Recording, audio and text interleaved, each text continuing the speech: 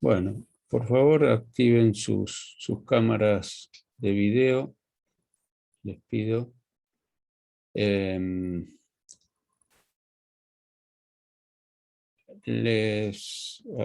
Habíamos quedado sobre el final de la clase pasada, me habían hecho una pregunta sobre la forma de evaluación, y no sé si nos acababa el tiempo de uso de la licencia, no sé si quedaron claros todas las ideas. Les decía que la evaluación se hace en dos tramos, respecto de tanto las clases de comisión como las clases de la doctora Pérez Cassini.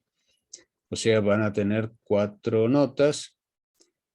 El mecanismo que hemos usado hasta ahora es el de utilizar un cuestionario de multiple choice que se sube a la página de cátedras virtuales de la facultad. Tienen un periodo de tiempo determinado para responder las preguntas, y a la finalización del cuestionario, cuando terminan de contestar el cuestionario, ya tienen ahí mismo la nota en función de el puntaje asignado ya de antemano. Normalmente son 10 preguntas y cada pregunta correcta es un punto.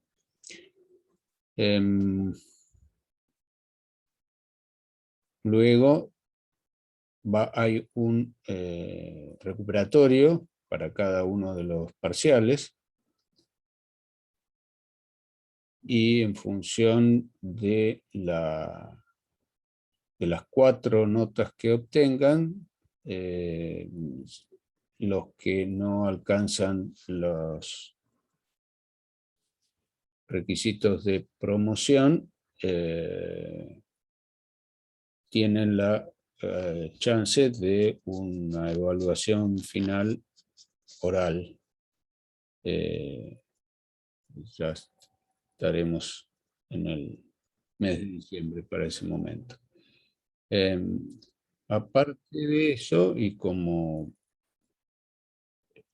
entrenamiento para la comprensión de los temas, hay unos trabajos prácticos que van a ir haciendo con la colaboración de las ayudantes, consistente en preguntas que de alguna manera son preguntas guías que les habrán de servir para autoevaluarse en cuanto a si consideran que están comprendiendo o no los contenidos. En principio es útil que esas preguntas las respondan en grupos, para discutir entre ustedes lo que consideren que sea la respuesta a esas preguntas. Bueno, no sé si con relación a este tema les queda alguna inquietud que les pueda resolver en este momento, o si ya vamos comenzando la clase.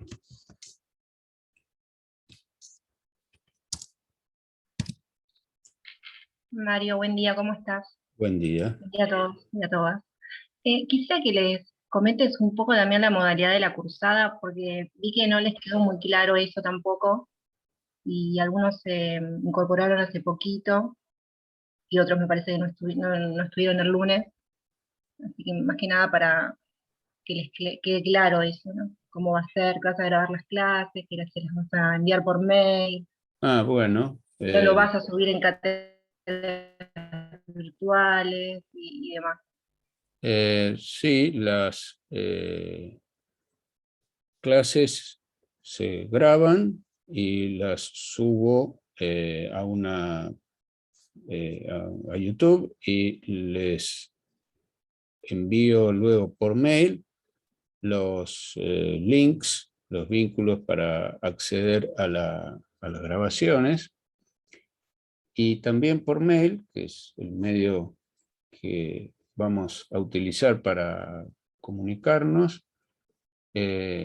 También por mail les voy a enviar las diapositivas que les van a servir para repasar las clases, las diapositivas que voy compartiendo durante la clase. Y también les voy a hacer llegar textos de bibliografía digitalizada que tengo, en la medida que que tengan relación con los temas que vamos dictando. En cuanto a textos al que tenga acceso a libros impresos, no hay un manual que abarque la totalidad de la materia. Los contenidos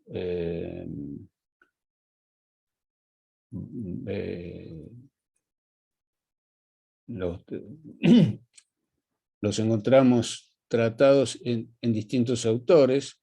Las primeras unidades, lo que se puede llamar la parte general, la noción de empresa,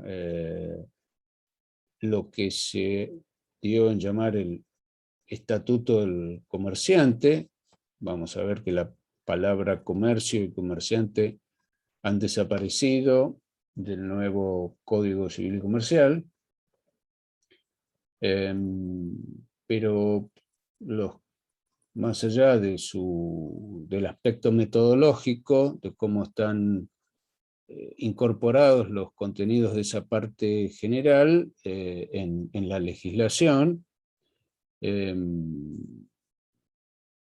los textos que fueron escritos bajo la vigencia del Código de Comercio siguen teniendo utilidad, con algunas adaptaciones o algunas advertencias que hay que hacer al leerlas. Por ejemplo, el texto más corriente que se ha usado durante años en la facultad para estas primeras unidades es Derecho Comercial de Rodolfo Fontana Rosa. Es un texto ya tiene muchos años. En algunos temas les voy a hacer llegar el escaneo de algunos capítulos. Luego vamos a tener contenidos referidos a los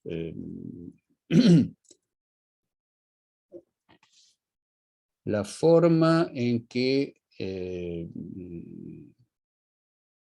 a partir del siglo XX en adelante se han incorporado regulaciones a la actividad comercial. Por ejemplo, el régimen de defensa de la competencia. Otra cosa que les voy a enviar, y si me olvido de hacerlo en el primer envío que les voy a hacer llegar, es el programa. Y ahí van a ver que, habida cuenta... Mario, yo ya se los mandé al programa, se los compartí. Bueno, gracias. Ahí van a ver que a partir de la unificación legislativa de las materias tanto civil como comercial en un único cuerpo, y al desaparecer el comercio, la actividad comercial como un punto de definición de lo comercial, y al producirse una única regulación, van a encontrar que probablemente el único enlace conceptual entre los contenidos que incluía el viejo Código de Comercio y la nueva regulación están dados en torno de la noción de empresa, es decir, cómo se desarrolla la forma organizativa de una actividad va a ser lo que determine la aplicación de ciertas reglas específicas que contiene el Código Civil y Comercial respecto de los que desarrollen esas actividades. Por ejemplo, en lo referido a la teneduría de libros. Las personas que desarrollen esas actividades habrán de tener la carga de llevar un sistema contable. Y a partir de ahí, entonces, la empresa va a ser el eje, el programa está organizado de esa manera, y vamos a encontrar, entonces, la empresa en el marco de la competencia, por ejemplo. Sobre eso no tenemos mucha bibliografía impresa. Tenemos los textos legales y vamos a tener el apoyo de las diapositivas. Luego va a haber contenidos referidos a la financiación de la empresa, y ahí también les voy a ir haciendo envíos sobre bibliografía. No tenemos textos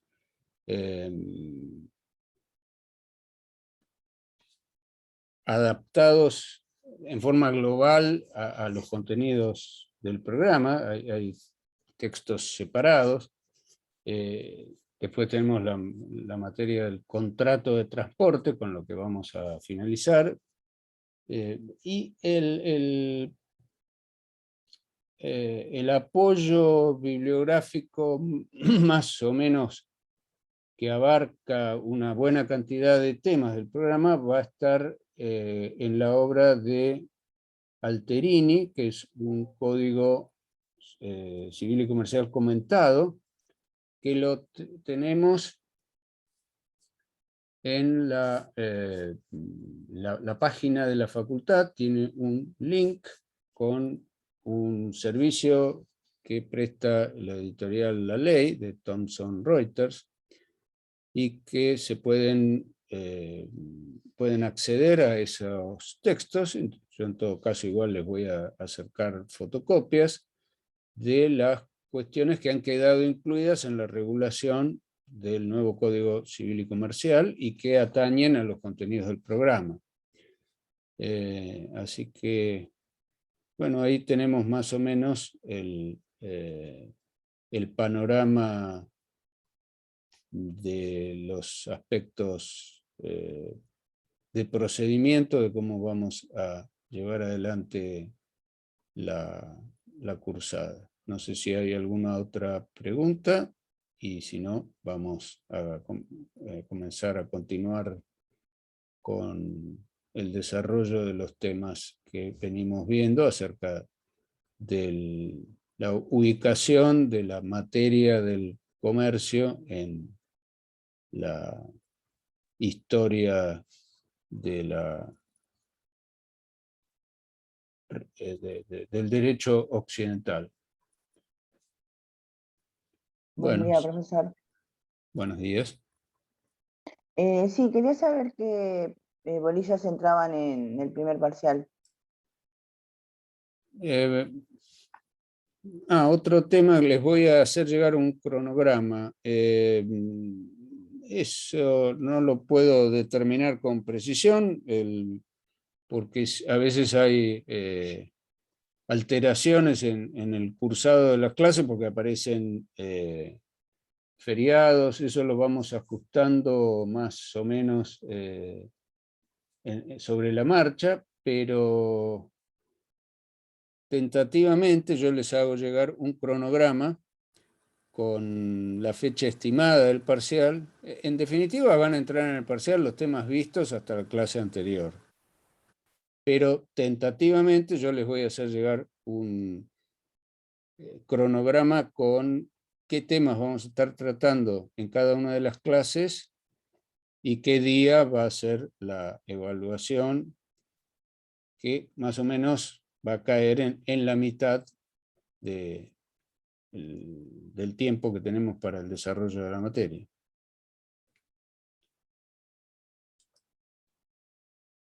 Bien. Bueno, vamos a compartir entonces las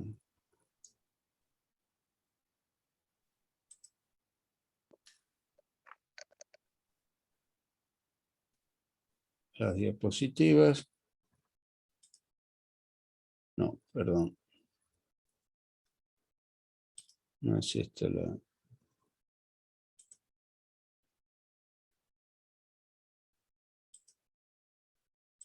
Me equivoqué de diapositiva. Bueno, habíamos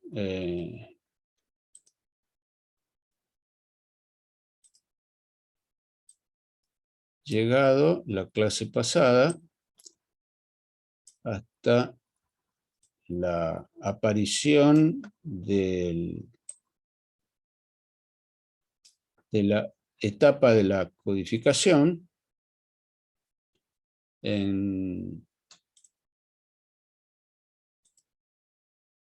con Napoleón Bonaparte. Habíamos visto el contexto en que se da esta nueva forma de encarar la regulación de los conflictos sociales.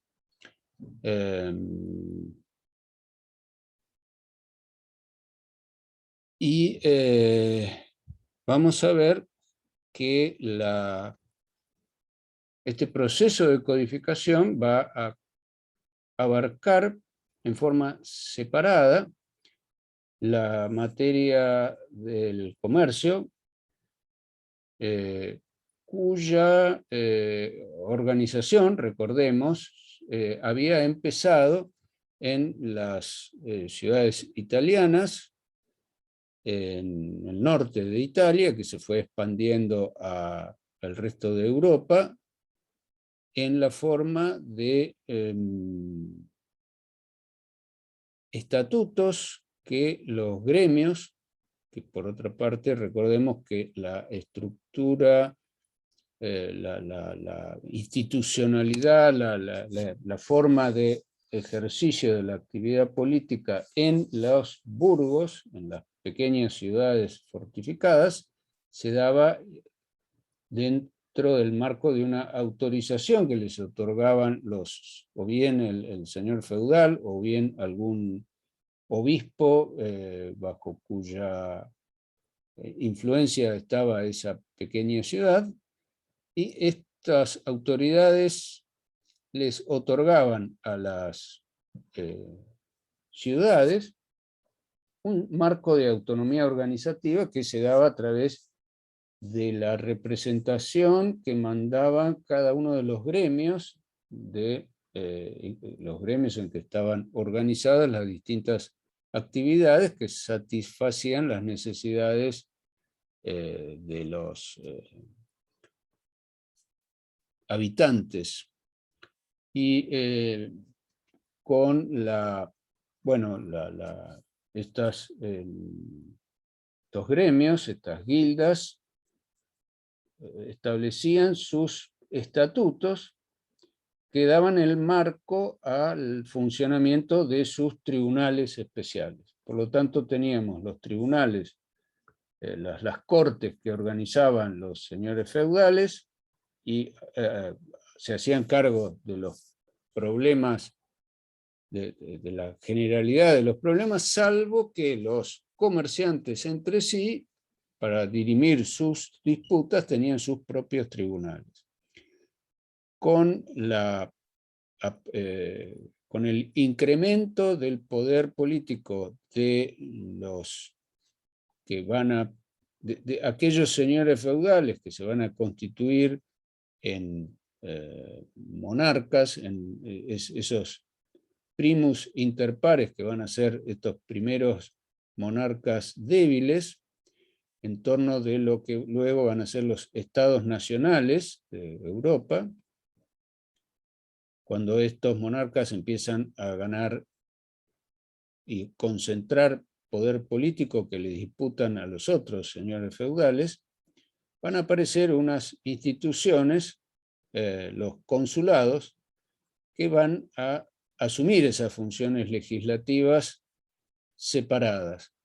En este marco, en estos dos periodos que hemos visto, recordemos, las soluciones que establecían estos tribunales de comercio estaban basadas más bien en costumbres, que fueron adoptando aspectos diferenciados en cuanto a los criterios de las soluciones que se venían aplicando en las cortes de los monarcas y de los señores feudales, que no eran otra cosa que la tradición del derecho romano tal como se había ido conservando a lo largo del tiempo en la aplicación de estos tribunales.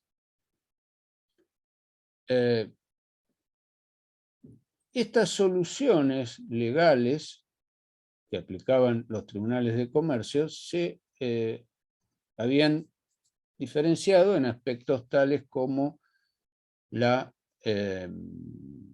responsabilidad de los sujetos que formaban parte de las obligaciones contraídas en forma plural. La solución clásica del derecho romano había sido la mancomunidad. Y en las obligaciones contraídas por más de un comerciante, por razones que se pierden un poco, dado que no tenemos fuentes escritas de este periodo, va a aparecer otra forma de resolver el problema de la responsabilidad, porque va a aparecer la idea de la solidaridad. Las obligaciones contraídas por sujetos, por más de un sujeto, van a ser solidarias. Y ahí vamos a ver la base, creo que esto ya lo habíamos mencionado en la clase pasada, de la aparición de las sociedades colectivas, que van a tener una forma de responsabilidad diferente de lo que establecía el derecho romano, que era la mancomunidad, dijimos. Otros aspectos que van a aparecer con instituciones propias en estos tribunales comerciales va a ser la problemática de la instrumentación de la circulación del crédito, con la aparición de la letra de cambio. Otra problemática diferenciada va a ser la forma de resolver y regular el incumplimiento de los sujetos. Para los comerciantes va a aparecer una institución como es la quiebra. Todos estos temas no tenían una inserción sistemática en el derecho romano,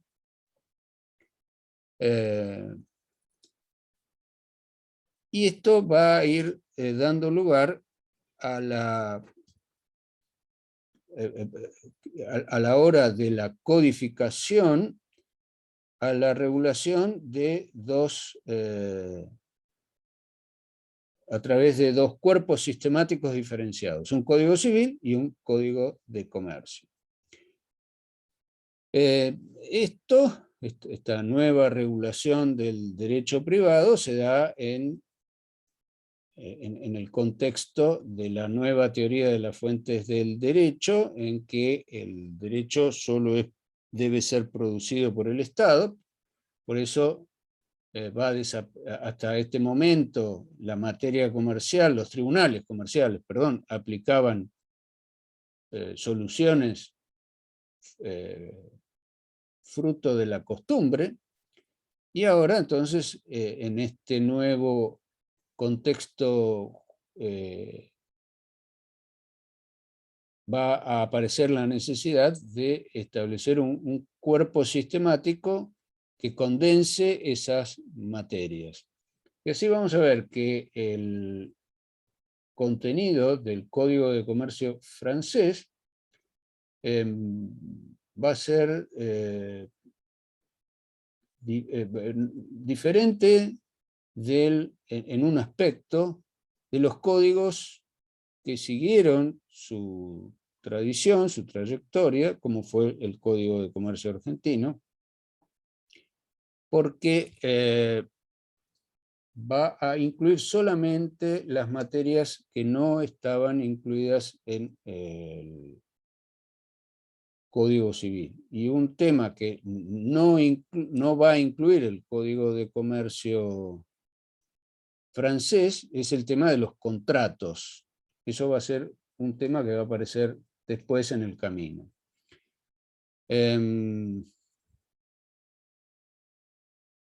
Bueno, en razón de eso, también va a haber una particular teoría de las fuentes del derecho, habida cuenta de que el legislador se va a preocupar por establecer la prioridad de la ley escrita por sobre las costumbres, y esto vamos a ver que va a tener consecuencias. Por lo tanto, en esta ideología vamos a ver que solamente una regla, un enunciado normativo, un enunciado que correlaciona consecuencias normativas para los casos de conducta que fueren del caso determinar su solución, va a estar dada solamente por la incorporación a un código,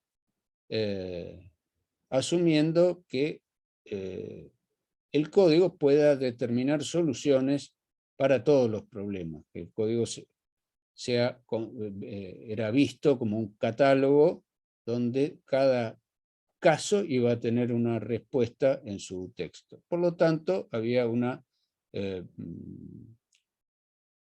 desconfianza respecto del papel interpretativo que pudieran llevar a cabo los jueces, y se va a restringir al máximo la aplicación de las soluciones llamadas de certeza o de equidad, o más bien, en aquellos casos donde hubiera zonas dudosas, se va a restringir al máximo la posibilidad de aplicar soluciones de equidad. Entonces, bajo este conjunto de ideas, empieza la aplicación del derecho, de los códigos de comercio, por tribunales también separados. O sea, la etapa de la codificación va a mantener la tradición que venía de la Edad Media respecto de que los conflictos de los comerciantes se resolvían en tribunales diferentes de los tribunales que servían para resolver los problemas del derecho común.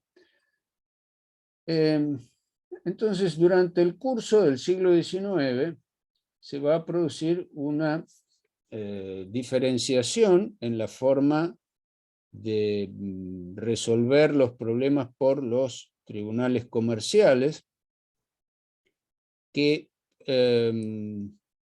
a diferencia de lo que fue la visión del codificador a principios del siglo XIX, decíamos que se dictaron 2 códigos separados, y que el Código de Comercio no repetía la regulación de aquellos temas que ya estaban incluidos en el Código Civil. Por ejemplo, el tema de los contratos.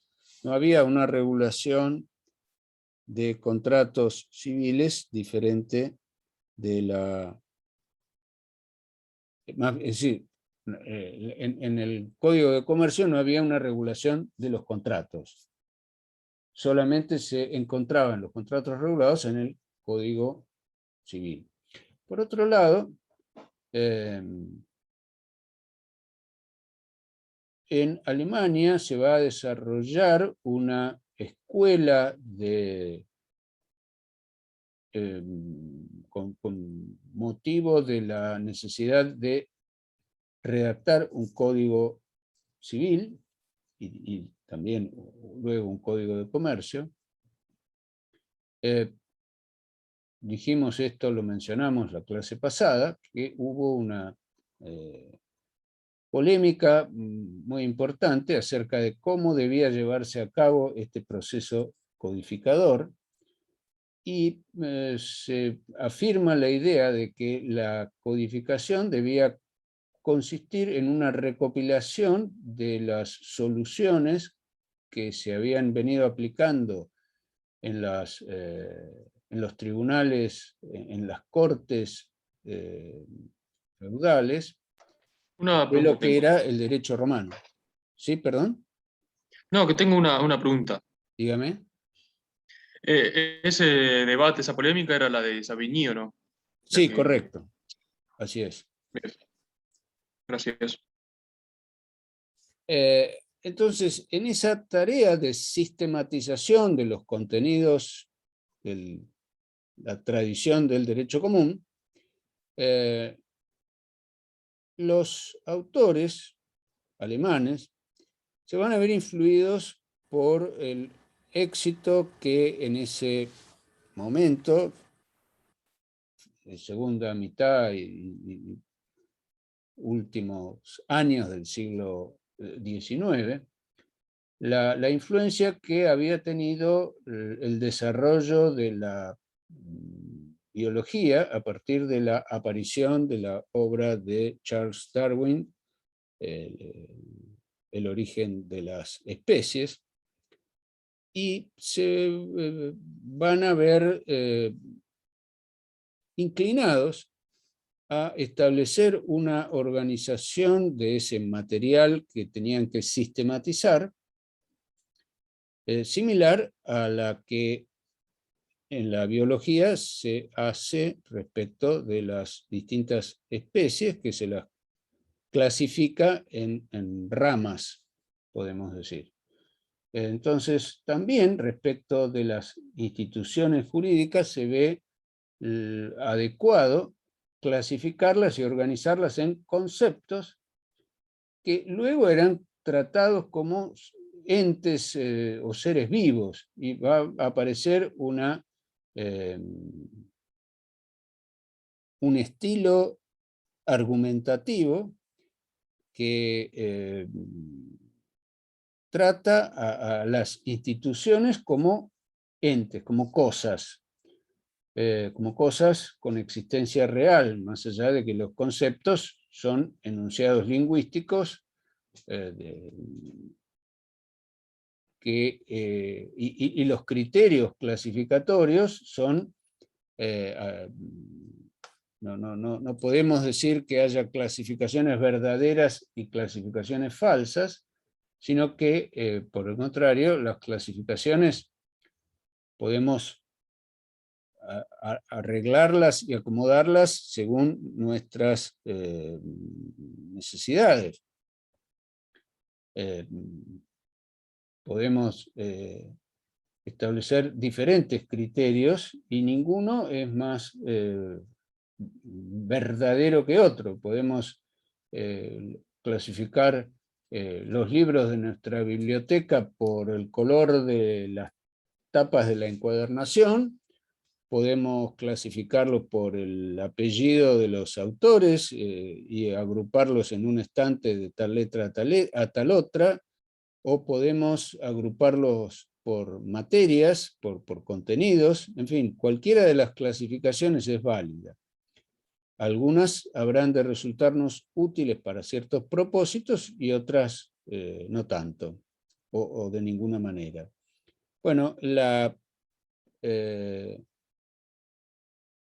forma de ver los conceptos a partir de este periodo de la historia, que luego se dio en llamar conceptualismo por el abuso de esta forma de considerar las cosas, va a ir marcando un aspecto importante de la formación de nuestra materia del derecho comercial, porque a partir de ahí la doctrina se va a ver inclinada a abocarse a la idea de determinar qué es lo que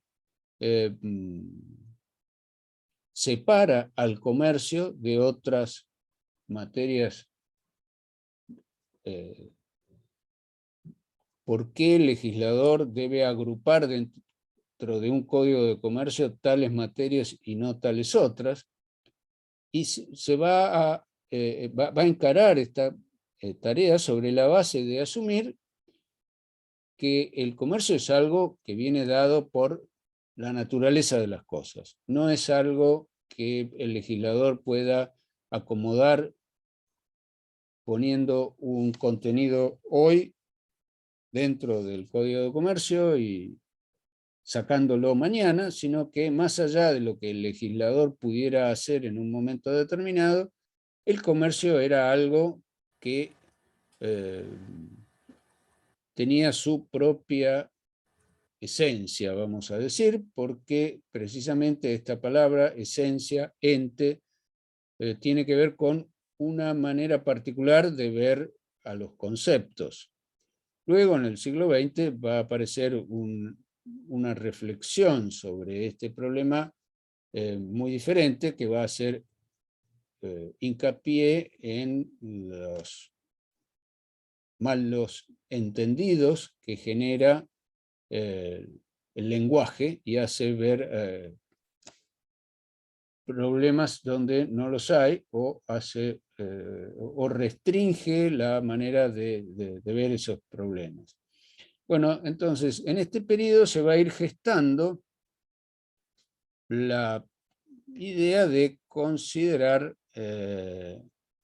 que la materia comercial era algo aparte y que los criterios de solución de los tribunales comerciales se iban diferenciando de la forma en que los tribunales civiles resolvían las mismas cosas. Por otro lado, la separación de la materia comercial en el momento de su codificación, a principios del siglo XIX, venía arrastrando toda una tradición eminentemente relacionada con la forma de organización de la sociedad feudal. Vimos que los tribunales de comercio surgen como una estructura típicamente feudal, donde los gremios constituían la forma de representación política en los burgos, y para habilitar un tribunal comercial se necesitaba una autorización del señor feudal, etcétera, etcétera. Por lo tanto, el Código de Comercio de alguna manera era visto como un estatuto personal. El estatuto que regulaba la actividad de los comerciantes. Y uno de los objetivos de la Revolución Francesa había sido abolir el orden feudal. En otros órdenes, fundamentalmente lo más notorio de la Revolución Francesa fue respecto de la representación política y la abolición de los privilegios de los terratenientes, que eran los señores, ya sobre el final de la monarquía francesa, había una nobleza, que eran los que detentaban mayoritariamente la propiedad de la tierra y toda una serie de privilegios. Pero esa estructura feudal de la sociedad se extendía también a estos otros aspectos. Entonces, se va a ver, van a confluir todas estas corrientes, lo que hablábamos acerca de la metodología introducida por los juristas alemanes para la sistematización del derecho privado, con esta visión de los jueces comerciales de que sus soluciones contenían criterios diferentes de los aplicados en los tribunales del derecho común, y se va a ir formando la idea de que el derecho comercial era una materia autónoma. Y esto se va a ver también reforzado porque durante el curso del siglo XIX, en muchos de los países donde se adapta esta idea de la codificación, van a seguir un orden diferente que el que siguió el codificador francés, como por ejemplo lo que se dio en la República Argentina, en lo que después se va a llamar República Argentina. Lo primero que se codifica en nuestro país y en muchos otros países es precisamente la materia comercial. En nuestro país, los tribunales locales aplicaban las leyes españolas que arrancaban con las 7 partidas de Alfonso el Sabio. Alfonso X, Alfonso el Sabio, había sido un rey de Castilla que había vivido ya por el 1200, 1200 y pico, y luego fueron apareciendo otras recopilaciones, y en materia comercial, los consulados, también los monarcas se vieron inclinados a organizar esos criterios de solución, porque recordemos que la noción de ley no pasaba por la idea de una sanción de un cuerpo legislativo, sino que eso va a ser una idea que se va a ir afirmando a partir del iluminismo, ya sobre fines del siglo XVIII, y que va a concretarse en el siglo XIX con esta nueva visión de las fuentes del derecho. Entonces, lo que en nuestro país tenían los tribunales locales eran los que se llamaba la legislación patria, las 7 partidas y las posteriores recopilaciones de la antigua legislación española, pero para el desarrollo del comercio, las ordenanzas que habían organizado y tratado de sistematizar de una manera muy sencilla las costumbres comerciales, las ordenanzas de comercio, en el comercio era donde se notaba más la falta de adecuación de esas reglas a los tiempos vigentes. Entonces aparece como una inquietud, primero, dictar un código de comercio. En nuestro país, el primer código de comercio se da en el momento en que la provincia de Buenos Aires, lo que hoy es la provincia de Buenos Aires, estaba separada de la Confederación, porque luego de la batalla de Caseros, en que Urquiza derrota a Rosas, gobernador de la provincia de Buenos Aires, la primera constitución que se dicta, la de 1853, es rechazada por la provincia de Buenos Aires y se va a separar de la Confederación hasta 1860 aproximadamente.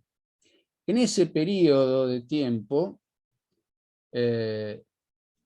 la legislatura de la provincia le encarga a Dalmacio Vélez Arfield la redacción de un código de comercio que lleva a cabo en colaboración con un jurista. Eduardo Acevedo, ¿puede ser? Exacto, con Eduardo Acevedo, que era un jurista uruguayo.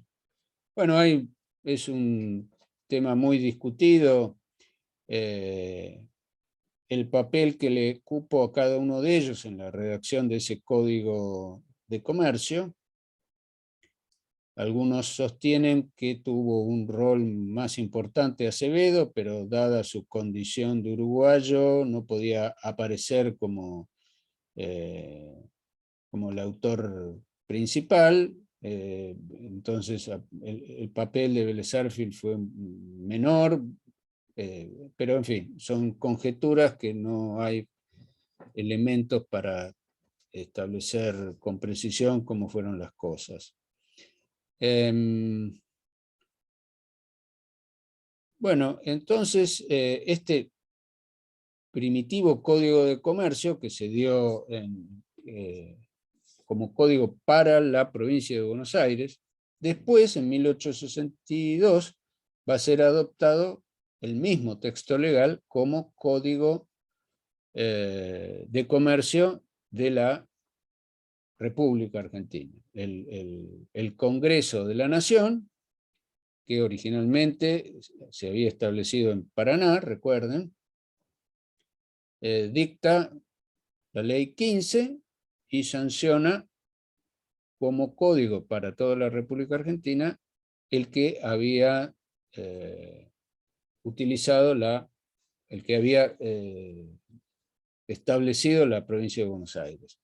Y en este nuevo código, dado que no había un código civil, van a incluirse materias que el legislador consideraba oportuno actualizar. Entonces van a aparecer regulaciones referidas a los contratos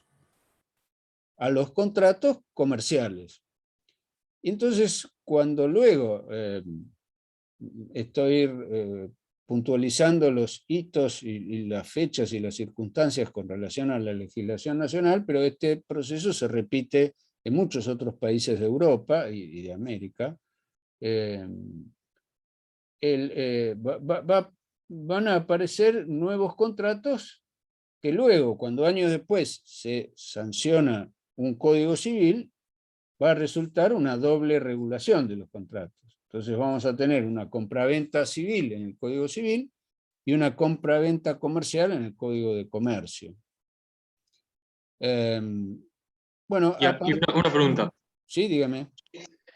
¿Y había grande diferencia entre esa compraventa civil, por ejemplo, y la compraventa comercial o no? No. Las diferencias, bueno, en un principio había algunas diferencias que a lo largo del tiempo se fueron borrando. Por ejemplo, una solución que me viene a la cabeza en la que diferían el criterio civil y el criterio comercial era la mora en las obligaciones. Para el Código Civil, la mora se producía por el vencimiento de los plazos, y en el Código de Comercio, en un contrato de préstamo de dinero, por ejemplo, para poner en situación de incumplimiento relevante generador de intereses al deudor, era necesaria la interpelación. Con el tiempo esto se modificó, y así fue como se llegó a fines del siglo XX al convencimiento de que las soluciones de una materia y otra habían terminado unificándose. Otra materia era la referida a la resolución de los contratos. Y en lo que se refiere, por ejemplo, a la compraventa civil y la compraventa comercial, bueno, era todo más que nada, había algunas pequeñas diferencias con relación a los vicios redivitorios, o sea, cuando en una compraventa la cosa comprada resultaba que tenía defectos o vicios, qué plazo tenía el comprador para reclamar. Y después había muy pocas diferencias más. Profe, igual la diferencia también nos radicaba, por ejemplo, si en la compraventa civil o en la compraventa comercial en cuanto al objeto, es decir, si yo realizo una compraventa de algo que era para comercializarlo, se hacía una compraventa comercial, si no era para ello, era una compraventa civil o... Sí, pero eso que usted señala tiene que ver con la, más bien, no con la regulación de la compraventa, sino con la determinación de la clasificación. Claro, exacto, Si era civil o comercial. exacto. O sea, la compraventa comercial, para que una compraventa entrara dentro de la competencia de los jueces comerciales y se le aplicara como ley de fondo, porque hay dos problemas en esto de la... Cuando teníamos el doble régimen de lo civil Claro, y de sí. lo comercial, había dos problemas. Uno era determinar la competencia de los jueces, y el segundo problema era determinar qué ley se aplicaba, si se aplicaba el Código Civil o el Código de Comercio. Respecto de ese problema, un criterio de determinación era el objeto de la cosa comprada. Por ejemplo, nunca podía considerarse comercial una compra-venta que tuviera por objeto una cosa inmueble. Porque a partir de la tradición feudal de que la propiedad de la tierra era competencia del señor feudal, los tribunales comerciales no tenían ninguna competencia sobre los problemas referidos a los inmuebles. Y luego el Código de Comercio contenía así reglas referidas a los casos en que qué tipo de compras eran comerciales, bueno, en toda compra tenemos, por un lado, que puede ser, por un lado hablamos de compra y por otro lado hablamos de venta, ¿no? Bueno, había en los artículos 450, 51, 52 del viejo Código de Comercio, había reglas para separar y determinar, por ejemplo, si alguien compraba cosas para revender, la compra-venta era comercial. Ahora, Comercial. si luego le sobraba al comerciante que había comprado cosas y las utilizaba para el consumo personal, bueno, ahí había que determinar si la mayoría de lo que había comprado había sido para la reventa o la mayoría de la compra había sido para el consumo. Existían ese tipo de reglas, es cierto, pero reitero, estas reglas no tenían que ver con la forma de regular el contrato, sino para clasificarlo. Claro, mi comentario va más a eso, es decir, a qué es lo que hacía que uno sea civil o comercial, no a la regulación, más que nada, sí, sí. Sí, sí, naturalmente, existían reglas para establecer esa diferenciación. Mm. Bien. Continuamos entonces con la diapositiva y con esta, la historia de la formación de esta noción que se dio en llamar autonomía del derecho comercial. Entonces, este proceso, todo esto que hemos señalado hasta acá, tuvo que ver con las circunstancias históricas que llevaron a considerar que el derecho comercial era una disciplina autónoma. Vamos a ver qué se entendía por autonomía.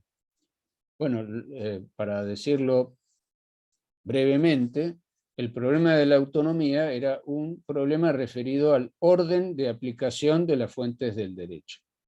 Cuando una solución, cuando un problema tenía una solución clara en la letra de la ley, pues se aplicaba la letra de la ley que correspondiera. Ahora, cuando una solución que era en un conflicto que era propio de la materia comercial, no tenía una solución clara, explícita en la ley, según las reglas de aplicación del artículo 16 del Código Civil, correspondía a la aplicación de la ley civil, si no había una norma explícita en el derecho, en el Código de Comercio.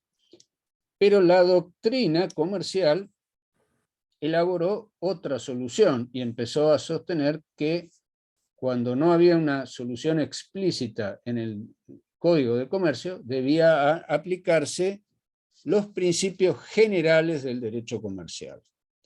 Básicamente esa es la noción de autonomía que constituye hoy un capítulo en la historia del derecho, porque a partir de la unificación de la legislación civil y comercial, está, por lo menos teóricamente, después en la práctica los jueces van a seguir de alguna manera influidos por su formación y a veces la solución no es tan clara, pero en teoría, al desaparecer la separación de códigos, desaparece toda esta problemática de la autonomía, porque hay una única ley que aplicar, que es la que está en el único código del derecho privado.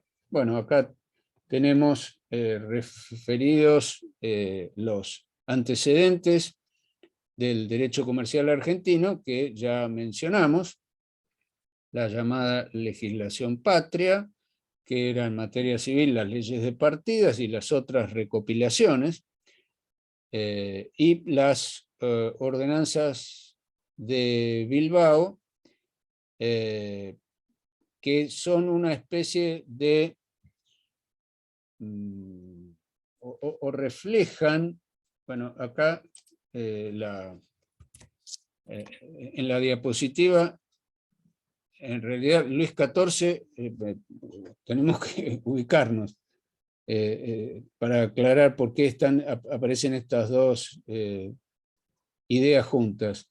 Bilbao es una ciudad y un puerto de España, y Luis XIV es un rey de Francia, pero la primera ordenanza de comercio, esto tendría que haberlo explicado un poco mejor en la diapositiva. La primera ordenanza de comercio es en 1674, que va a ser, me corrijo, la ordenanza de comercio que va a tener más importancia en la historia es la que sanciona el rey de Francia, Luis XIV, allá por 1670 y pico, y que lleva el nombre de se la conoce como las ordenanzas de Colbert, que era el ministro de Finanzas de Luis XIV. Y esas ordenanzas, las ordenanzas de Colbert, van a constituir la base de la redacción del Código de Comercio francés. En España hubo diversas ordenanzas sucesivas respecto de las soluciones que aplicaba el Tribunal de Comercio del Consulado de Bilbao. Bilbao está ubicado en el País Vasco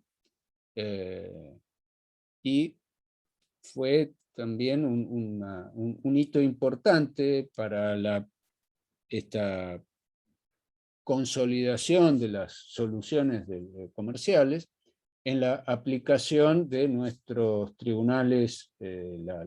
Recordemos que Buenos Aires tuvo su consulado las cuestiones civiles se resolvían en América en una institución colonial que era la audiencia, la Real Audiencia, que nosotros la teníamos en lo que hoy es Bolivia, y en Buenos Aires se establece un consulado, y el papel del consulado generalmente es recordado porque Manuel Belgrano fue un secretario del Consulado de Buenos Aires. Bueno, y acá tenemos las otras, el proyecto Vélez Acevedo, luego el Código de Buenos Aires, luego Código de la Confederación, y en 1889 una primera reforma del Código de Comercio para adaptarlo al nuevo contexto en el que ya había un Código Civil, también redactado por Vélez Arfield, de 1869. Y luego, bueno, numerosas reformas tuvo la legislación comercial antes de la sanción del Código Civil y Comercial. En el camino, por ejemplo, se independizaron materias como las quiebras, la legislación de navegación, que fueron materias que se fueron escindiendo del Código de Comercio. Más adelante en el tiempo la materia de las sociedades, y ya cuando llegamos a finales del siglo XX, las materias que habían quedado dentro del cuerpo del Código de Comercio que habían quedado vigentes, eran muy pocas. Bueno, a partir de este panorama, vamos a ver aparecer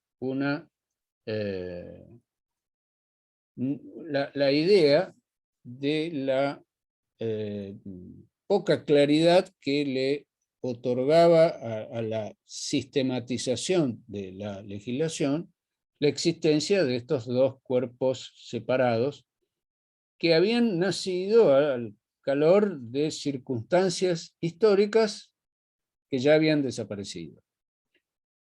Entonces aparece la idea de la unificación, que ya comienza a principios del siglo XX. El Código Suizo de las Obligaciones, que es de 1902, luego tenemos el antecedente del Código Civil Italiano de 1942, que fueron los dos hitos más importantes en materia de unificación. A partir de bueno, en nuestro país hubo varios congresos de derecho comercial, había tanto los congresos de derecho civil como los congresos de derecho comercial se expidieron sobre la conveniencia o no de la unificación de las dos legislaciones, y por primera vez aparece un proyecto que llegó a tener sanción, que fue el proyecto de 1987, que tuvo un largo proceso de discusión y se convirtió en ley en 1991, pero fue vetado por el Poder Ejecutivo en el 91, por una cuestión, el argumento del veto fue una cuestión, si se quiere, menor, porque al momento de sanción por el Senado,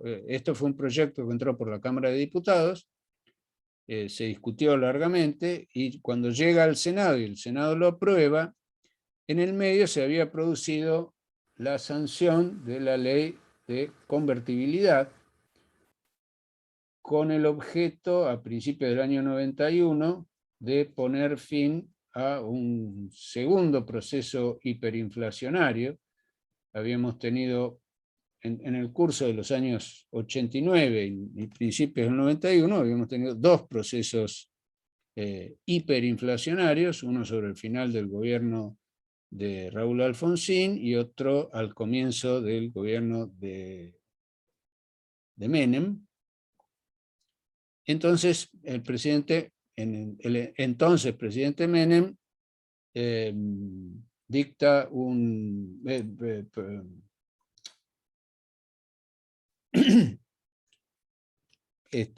no me sale el nombre de la expresión, veta la ley sancionada por el Poder Ejecutivo, porque acababa de dictarse la ley de convertibilidad, que establecía un régimen diferente respecto de las obligaciones en moneda extranjera, la llamada convertibilidad entre el peso y el dólar estadounidense, que era una solución distinta de la que contenía el proyecto del año 87, que nace bajo la tradición que traía el Código de Vélez, que era la solución nominalista respecto de las obligaciones, el cambio, que una obligación en moneda extranjera se podía cancelar con el equivalente de moneda nacional. Y la ley de convertibilidad, que había logrado frenar ese proceso inflacionario a comienzos del 91, había establecido la convertibilidad. Entonces inmediatamente dicta un decreto a continuación del veto, convoca una nueva comisión para redactar un nuevo proyecto de unificación. En el fondo había también naturalmente había muchas críticas a muchas soluciones que en aquel momento parecían muy innovadoras, entonces se utilizó un poco como probablemente como excusa esta cuestión de la convertibilidad, y se convoca una nueva comisión que elabora un proyecto conocido como la Comisión del año 92, y luego ya hay un tercer proyecto de unificación en el año 99, bajo la presidencia de la Rúa. Ninguno de estos dos proyectos alcanzó a tener sanción por ninguno de las cámaras legislativas, y el tema reaparece con un proyecto del año 2012. Bueno, el contexto de las relaciones internacionales va a favorecer esta idea de la unificación, porque finalizada la Segunda Guerra Mundial se inicia un proceso que va a tender a una mayor interrelación entre entre el comercio de los distintos países, que va a confluir también con grandes cambios tecnológicos que van a facilitar las comunicaciones. Desde el punto de vista de lo que podemos llamar la revolución tecnológica, aparece el problema del agotamiento de las fuentes no renovables de energía, que lleva a desarrollar otras formas de aprovechamiento de los recursos. Va a aparecer el proceso de la digitalización. Ya la computación es algo que empieza a desarrollarse sobre la finalización de la Segunda Guerra Mundial. Hay un antecedente que es un matemático inglés, Turing, que desarrolla ciertas técnicas para interferir las comunicaciones secretas e encriptadas de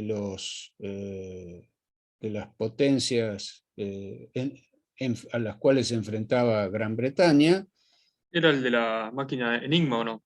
¿Puede ser? Exacto, sí, la historia de Turing está reflejada en esa película Enigma, que muestra es decir, desarrolla una tecnología para desencriptar o sea, para poder hacer multiplicidad de cálculos. Tan es así que aparece lo que se conoce como la máquina de Turing, que plantea un problema filosófico acerca de si esta primera máquina puede pensar o no.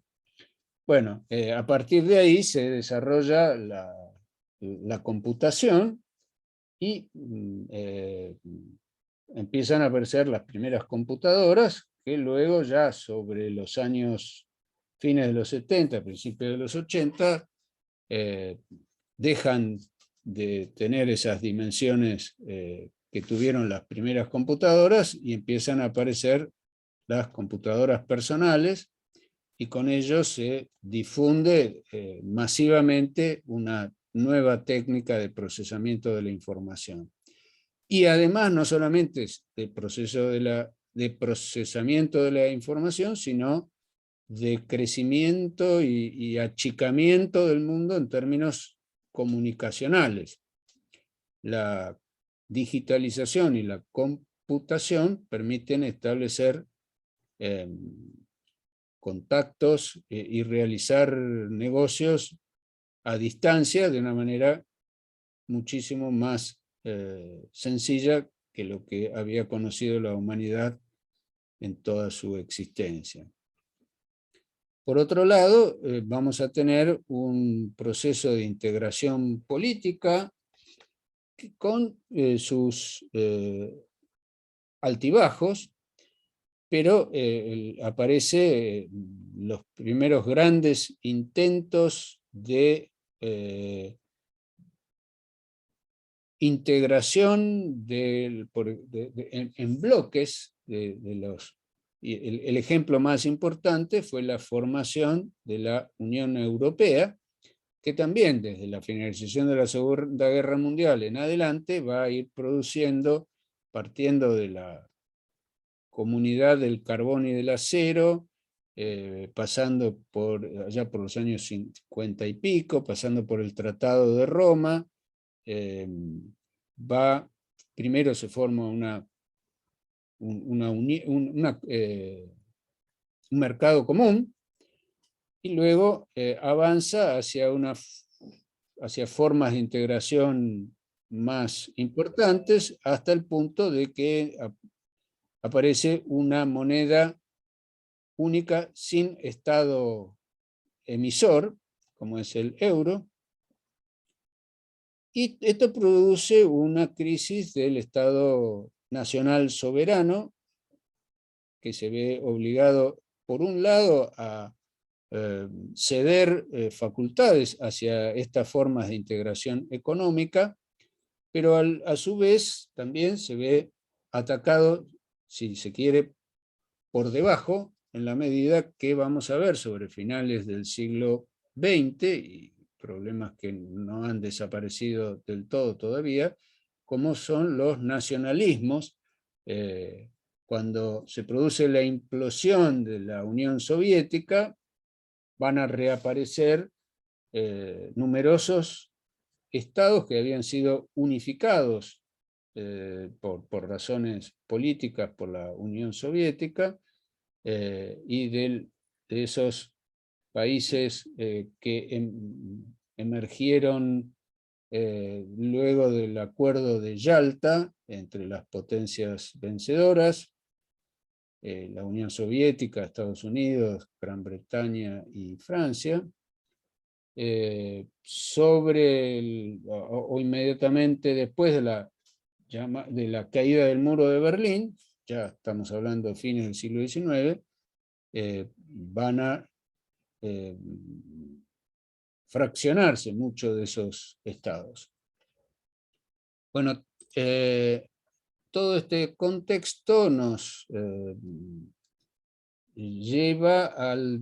llevó al desarrollo de nuevas instituciones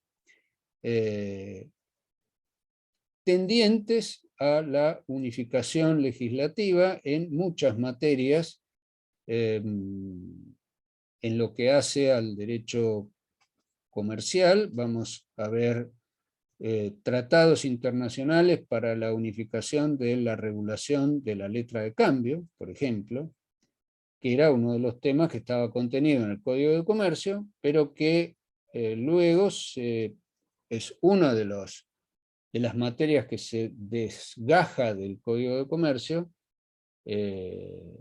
cuando en el año 1963 se dicta el decreto ley 5965, que establece una versión del Tratado de Ginebra sobre el régimen de la letra de cambio. La letra de cambio es un instrumento que nace en la Edad Media como una forma de circulación del crédito.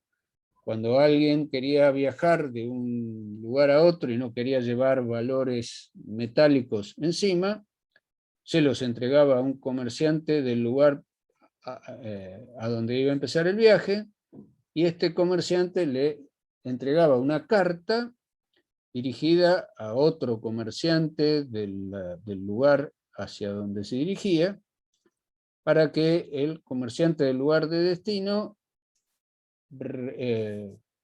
que tenía una relación de corresponsalía con el primer comerciante, aceptara esa letra y le pagara una cantidad de dinero escrita en ese documento,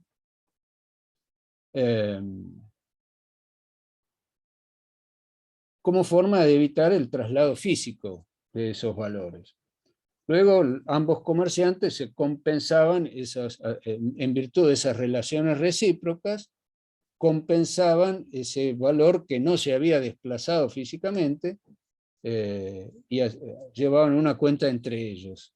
Y el portador de la letra de cambio se hacía del dinero físico en el lugar de destino. Bueno, este instrumento se va a regir durante varios siglos por costumbres, pero a partir de la aparición de los estados soberanos se va a ir produciendo una atomización de esas reglas, y esta es una de las materias en que todo este proceso va a ver como conveniente tratar de resolver, de volver hacia soluciones normativas en lo posible comunes para todas ellas.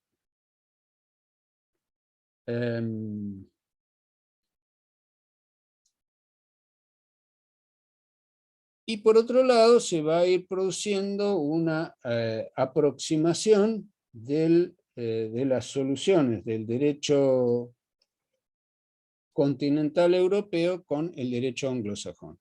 Discúlpenme una interrupción, un instante que...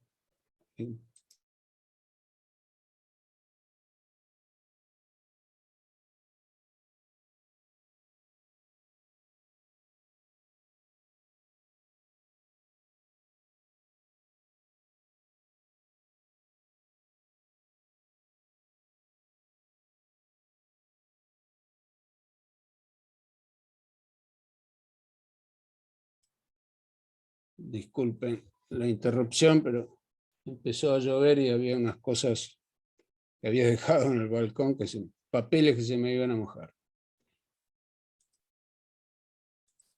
Bien. Tenemos entonces, para concluir el panorama de los temas que trae la primera unidad del programa, cómo las relaciones entre los países han tratado de manejar el problema de la regulación del comercio, que como vimos, el comercio, a partir de la finalización de la Segunda Guerra Mundial, tuvo un incremento, el comercio internacional, tuvo un incremento muy significativo. Y vamos a ver cómo se está produciendo en este periodo que fijamos en la finalización de la Segunda Guerra Mundial, una analogía con las formas en que se desarrolló lo que hoy llamamos derecho comercial. El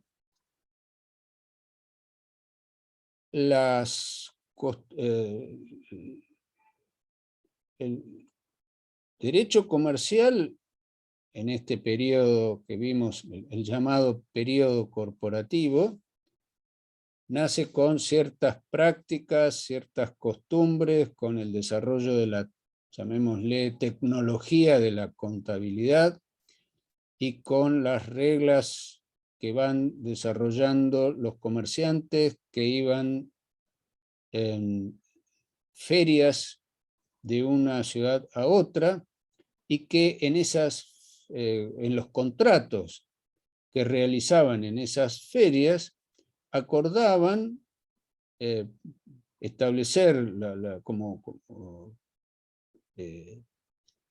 criterios de solución las prácticas que se empiezan a difundir entre todas las ciudades importantes de Europa. Entonces aparecen costumbres uniformes a partir de estos comerciantes itinerantes. Había comerciantes que se quedaban en su lugar de origen y desarrollaban su actividad ahí, y otros que iban de un lado a otro. Estas prácticas coinciden con la forma en que hoy día se celebran los contratos entre empresas que están radicadas en distintos países y que están enfrentadas a la poco práctica situación de la aplicación de reglas diferentes según la combinación de legislaciones locales que se dé entre los comerciantes que celebran el contrato. O sea, un comerciante de nuestro país que celebra un contrato con una empresa radicada en Europa, bueno, estará de por medio la aplicación de la legislación argentina o la legislación italiana según una serie de circunstancias poco previsibles. En cambio, si ese mismo empresario argentino celebra un contrato con otro radicado en Brasil, las legislaciones que estarán en juego para determinar la forma en resolver eventuales conflictos va a ser otra. Entonces es difícil en ese contexto calcular costos según las eventualidades que puedan suceder. De ahí es que en los contratos entre empresas y más aún en el marco del comercio internacional, los contratos adopten una forma particular, que es lo que podríamos llamar las cláusulas autorregulatorias, que son cláusulas que tratan de agotar hasta el máximo posible las soluciones en las que los ordenamientos jurídicos locales dejan librados a la autonomía de la voluntad. Todos los códigos establecen reglas, algunas de las cuales pueden ser dejadas sin efectos por las partes en sus contratos y otras que se consideran de orden público, que las partes no pueden derogar esas soluciones en sus contratos. Entonces, en el marco de los contratos entre locales, hay muchos aspectos que nos resultan relevantes porque las soluciones dispositivas, aquellas que las partes, aquellas en las que el ordenamiento jurídico establece soluciones para el caso que las partes no se hayan apartado de ellas, no les resultan inconvenientes. Pero cuando interviene otra legislación distinta, el panorama cambia. Por eso aparece esta costumbre de establecer cláusulas que se las conoce como autorregulatorias, porque trata de agotar al máximo la aplicación de las soluciones divergentes que puedan establecer los derechos locales. Se ponen de acuerdo en cuál es la solución que más les conviene a ambas partes y eso lo vuelcan en estas cláusulas. El otro aspecto que caracteriza las relaciones internacionales es el deseo de que los eventuales conflictos que se produzcan se resuelvan con la mayor rapidez posible. Y entonces, dado que en todos los países del mundo los tribunales estatales establecen o tienen procedimientos que para poder llegar a la conclusión del mismo insumen mucho tiempo, en las relaciones internacionales, en los contratos de comercio entre empresas radicadas en distintos países, se recurre con mucha más frecuencia al arbitraje. El arbitraje es una forma de resolución de disputas en las que las partes se ponen de acuerdo en sustraer el conflicto de la jurisdicción de los jueces ordinarios y le conceden al juez que eligen la facultad de dirimir la disputa y tener esa solución a la que arribe el árbitro como una solución que habrá de ser aceptada por ambas partes, aún por la que pierda en el conflicto. O sea, el arbitraje es un mecanismo de solución de disputas que tenemos que distinguir de otro, como puede ser la conciliación, que es esa instancia en que en el marco de un proceso judicial el juez llama a las partes a ver si se pueden poner de acuerdo, o la mediación, que es aquel procedimiento que se ha establecido en nuestro, tanto en la provincia de Buenos Aires como en la ciudad de Buenos Aires, que es un mecanismo en el cual las partes se someten a la intención de arribar a un acuerdo, pero si no les satisface la solución que propone el mediador, están facultados a rechazarlas. En cambio, en un arbitraje, la solución del árbitro es obligatoria. Y es obligatoria en virtud del acuerdo de las partes, porque las partes quisieron que fuera obligatorio. Bueno, el mecanismo de arbitraje puede establecerse sobre la base de que en el pacto de arbitraje se determine la persona o las personas que habrán de actuar como tales. Por ejemplo,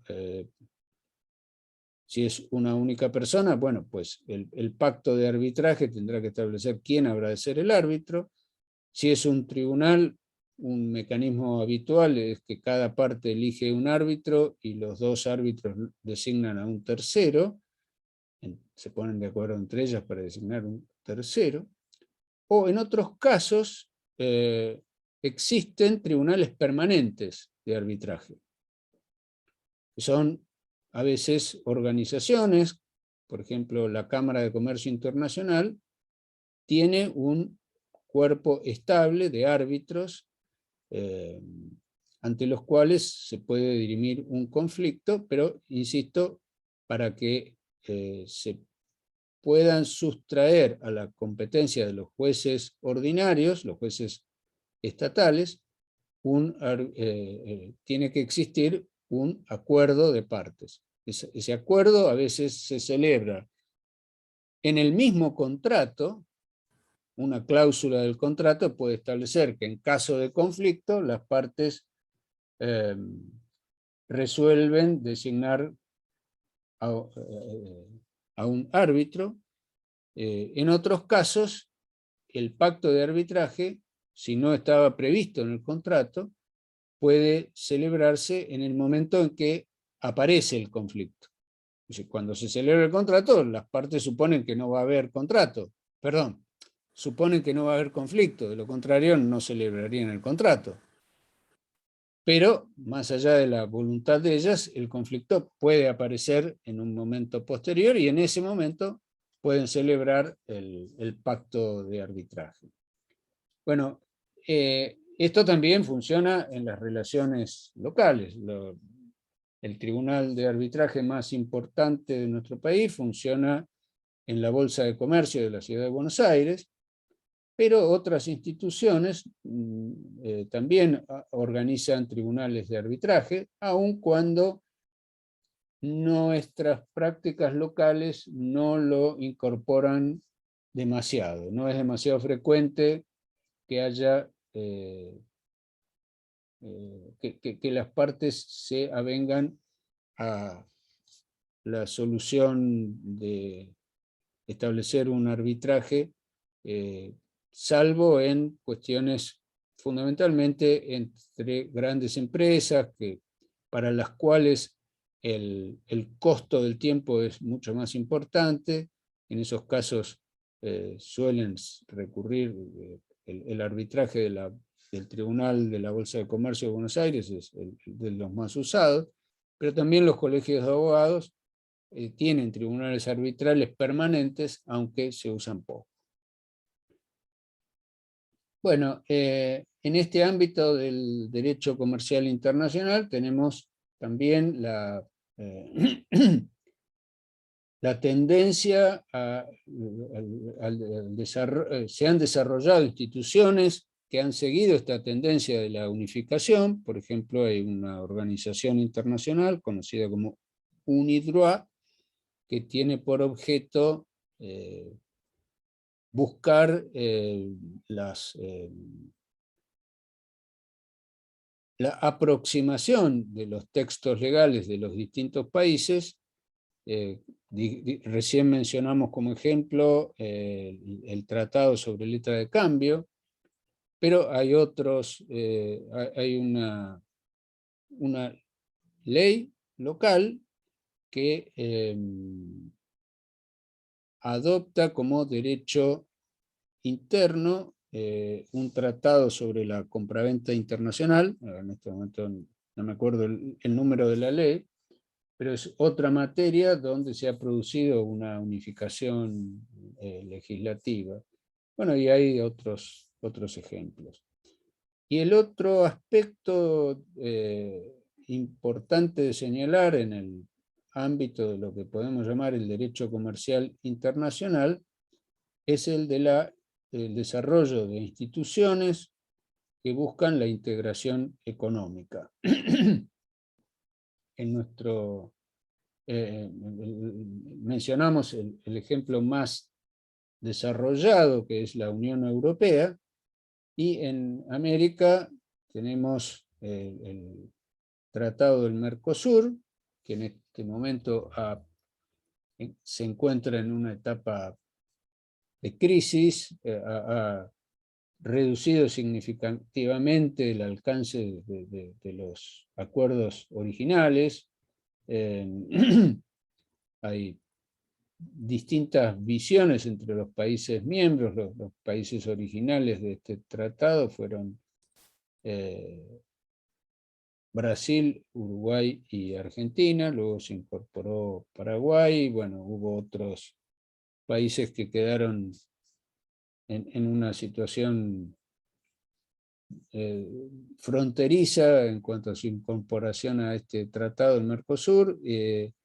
Luego tenemos el tratado del NAFTA entre los países de América del Norte, y también hay bloques de integración comercial en Asia. Bien.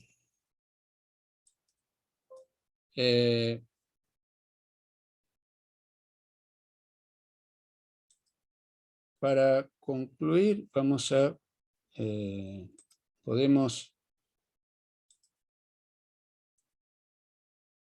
hacer una síntesis en este otro grupo de diapositivas.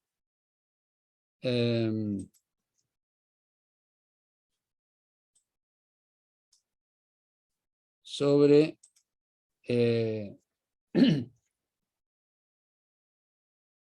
el contexto sociocultural en que la regulación de las conductas tuvo lugar, y cómo los distintos factores de la producción, la organización de los mismos y la circulación de los bienes, cómo se fueron dando en cada momento de la historia, más o menos resumiendo todo el panorama que venimos de plantear. Aquí tenemos la antigüedad, donde las herramientas eran la tierra. Perdón, acá hay un problema con el... Sí, Mario, Sí, me están avisando. sí, Sí, En mi profe, caso no no se se ve está nada. viendo no nada. no se ve nada por ahora. Sí, ahí estoy viendo que me apareció un cartelito amarillo. No sé a qué se debe. Vamos a probar nuevamente de compartirlo. No. Cada tanto me aparece y no logro descubrir. Cuando pongo compartir pantalla y me aparece el cartel amarillo, no logro descubrir cuál es la razón por la que no puedo. Disculpen un momento, voy a volver todo para atrás a ver qué es lo que está pasando.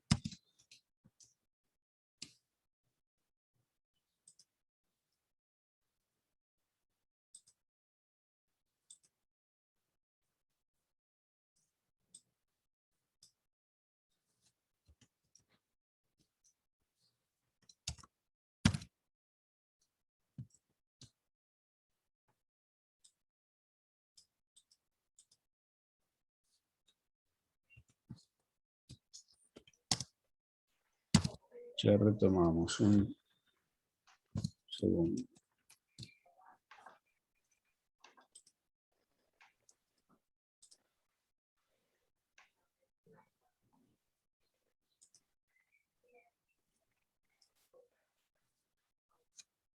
Ahora sí se ve la...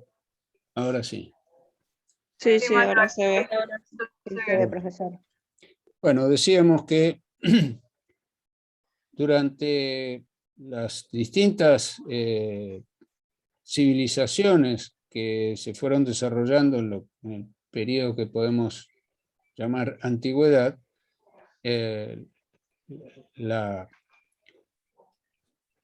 la producción de bienes estaba basada fundamentalmente en la explotación de la tierra para producir alimentos, actividad que se desarrollaba fundamentalmente con el trabajo del hombre, o sea, el capital era mínimo, las máquinas desarrolladas durante todo este periodo fueron muy elementales, y el trabajo se daba fundamentalmente sobre la base de la esclavitud, y en la medida que fueron apareciendo actividades, que fueron apareciendo ciudades, aparecen ahí actividades de tipo artesanal. Y fundamentalmente estos emprendimientos eran de casi siempre unipersonales o con escasa participación colectiva, o sea, organización muy baja. Y en cuanto a la circulación de los bienes, hasta el siglo VI fue fundamentalmente el trueque, y recién en el siglo VI, en el cercano oriente, aparece la moneda, la utilización de metales amonedados. Y hasta el siglo V, en materia de regulación de conducta, hasta el siglo V antes de Cristo, y después de un breve periodo en la Grecia, en el llamado siglo de oro o siglo de Pericles, siglo V antes de Cristo, la visión de la ley, la visión que tenía el hombre respecto de cómo organizar su vida en sociedad, estaba basada en la idea de que existía lo que podemos llamar un orden divino del mundo. Y los encargados de solucionar los conflictos lo hacían siempre sobre la base de resolver el caso individual, lo que restaba la posibilidad de la previsibilidad de cómo iban a resultar resueltos los conflictos. La primera, el primer hito que va a ir adelantando el desarrollo de las formas más modernas de previsibilidad va a ser el desarrollo en Roma de una técnica particular de solución de conflictos, que es lo que después vamos a conocer como el derecho romano, donde van a aparecer la base de criterios para resolver casos genéricos. Luego tenemos la caída del Imperio Romano, no tenemos variaciones respecto de los mecanismos de las herramientas para la producción de bienes y servicios. El capital es la tierra y poco más. Se van a producir las invasiones bárbaras, el abandono de la vida en las ciudades. La gente se va a ir hacia la tierra, hacia los campos, lugar de desarrollo, de producción de los alimentos,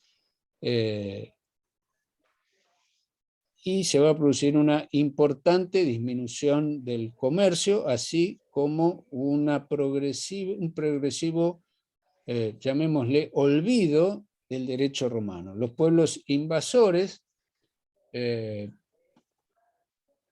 invaden Europa tenían una importante, valoraban altamente la cultura romana, no tuvieron el propósito de destruirla, sino por el contrario, se vieron atraídos por ella, pero venían con sus propias ideas y van a... Buen día. ¿Ahora sí te bañaste o fue la lluvia? Hay un micrófono abierto.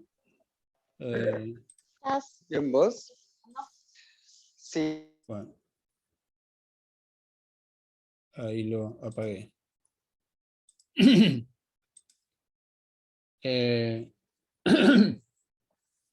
Van a dictar sus propias recopilaciones para los pueblos invadidos. Mario, Sí. fíjese que me parece que de vuelta la pantalla no se está compartiendo. Así es. Bueno, otra No vez. se está compartiendo. No, me apareció el cartelito amarillo, sí. No logro determinar. Profesor, puede ser por el clima también por ahí, que no pueda compartir la pantalla. No creo, porque esto me suele suceder. ¿Sí? No creo, sí. Vamos a... Porque a veces se disminuye internet y cuando vas apagando funciones, como que funciona mejor. Puede ser. No, me sigue apareciendo el cartelito amarillo. No, voy a ir cerrando ventanas para... Profesor, y si apaga la cámara, por ahí funcione mejor. No, pero no van a ver nada. Me van a escuchar, pero no van a ver la imagen. A ver ahí. Ahí en unos segundos deberían estar viendo. Sí, ahora sí, profe. Bien, gracias. Bueno, entonces el derecho romano se va diluyendo, el conocimiento del derecho romano se va diluyendo y pasamos a una segunda etapa sobre dentro de este periodo de la Alta Edad Media, entre los siglos 7 y 9, donde empieza a desarrollarse un nuevo sistema económico. Ante la caída del Imperio Romano hay una reducción importante del comercio, y sobre el siglo 7, 8 empieza a desarrollarse una nueva forma de explotación económica, que es el feudalismo, donde aparece la servidumbre, la esclavitud, que había sido fundamental durante la antigüedad, tiene mucha menos importancia, pero fundamentalmente aparece la servidumbre como una forma de explotación de la tierra, en que el siervo de la gleba le paga al señor en especie, hay muy poco uso de dinero, y la actividad sigue siendo poco organizada. En cuanto al mecanismo legal, aparecen las costumbres y convive el sistema de los pueblos invasores, los germanos, que consideraban al derecho como una cuestión de orden personal. Cada pueblo se regía por sus propias costumbres, pero a los pueblos invadidos se les reconocía sus tradiciones legales, que eran la del derecho romano, para lo cual los invasores van a desarrollar compilaciones de las mismas soluciones que habían sido, que habían estado vigentes en esos territorios, y así vamos a ver aparecer los primeros, los llamados códigos bárbaros, que reproducían mal o bien las soluciones del derecho romano, y esas se aplicaban a los pueblos ocupados por los bárbaros. Luego tenemos la Baja Edad Media, de los siglos XII a XV aproximadamente, donde empiezan a aparecer como herramientas para la producción de bienes o servicios, algunos adelantos tecnológicos como la difusión del molino de agua, que es una fuente de producción de energía. Continúa el desarrollo del sistema feudal y van a aparecer los burgos, estas pequeñas ciudades fortificadas, donde se van a nutrir desde el punto de vista demográfico de los siervos que escapan al sistema de trabajo propio del mundo agrario y se van a vivir a ciudades como hombres libres, y aparecen entonces como forma de organización del trabajo los gremios. Y empiezan a aparecer las sociedades entre comerciantes, hay poco desarrollo de la organización empresaria, pero empieza a aparecer una estructura jurídica para pequeñas organizaciones. En lo que hace a la circulación de los bienes, empieza habida cuenta del renacimiento de la actividad comercial, aparecen nuevas instituciones como la letra de cambio y la contabilidad que ya mencionamos. Y en cuanto a la visión de la ley, sigue vigente la idea de un orden divino, pero se redescubre textos del derecho romano, va a aparecer la escuela de los glosadores, que van a tener mucho interés en descubrir, en recuperar lo que había sido el conocimiento del derecho romano, y en materia comercial vemos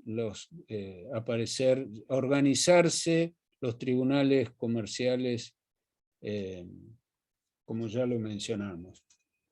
De los siglos XVI al siglo XVIII va a aparecer, vamos a ver los primeros indicios de la formación de capitales, va a aparecer ciertas formas de ahorro, y en materia de tecnología un desarrollo todavía muy escaso.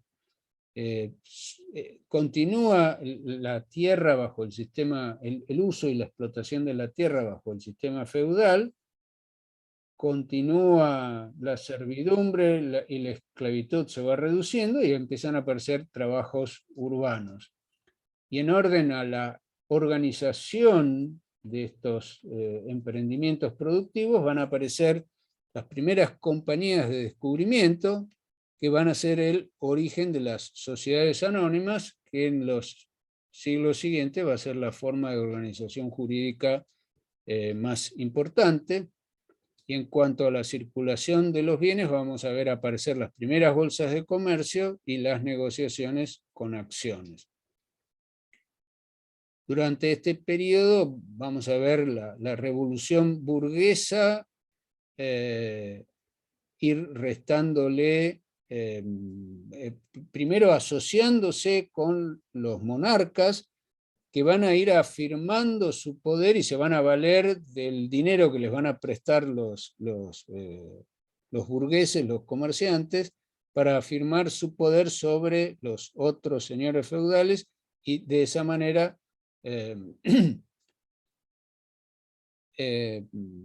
restarles poder y establecer una afirmación del Estado Nacional Soberano.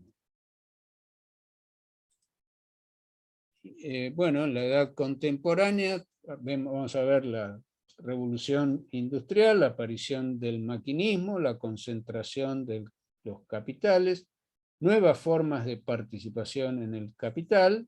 Vamos a ver desaparecer el feudalismo prácticamente. El último país donde estuvo vigente fue en Rusia hasta la revolución bolchevique. Disminuye la importancia del trabajo, de la tierra, y van a aparecer nuevas formas de organización del trabajo en fábricas, y vamos a ver aparecer el derecho laboral. Vamos a ver la difusión de la sociedad anónima y la aparición de otras formas asociativas y distintas formas de agrupación de empresas, y un importante desarrollo de la financiación y de las formas de circulación del crédito, y la aparición de regulaciones bancarias. Y en materia de ley vamos a ver la afirmación del proceso de codificación y la regulación separada del derecho comercial, para terminar en los tiempos actuales, donde tenemos estos hitos que ya hemos mencionado. Bueno, yo después les hago llegar estas fotocopias junto con los links para las grabaciones. No sé si hay alguna pregunta, algo que quieran comentar. Cualquier duda, están siempre habilitados a mandarme un correo, que en la medida que tenga tiempo se los voy a contestar. Bueno, si no hay más comentarios, y siendo que ya estamos sobre la hora, vamos a dar por terminada la clase. Nos vemos entonces el lunes que viene, si Dios quiere. Buen fin de semana. Buen fin de semana. Nos vemos por lunes, favor. buen fin de semana. Profe, buen fin de... fin de... Gracias. Que sigan bien.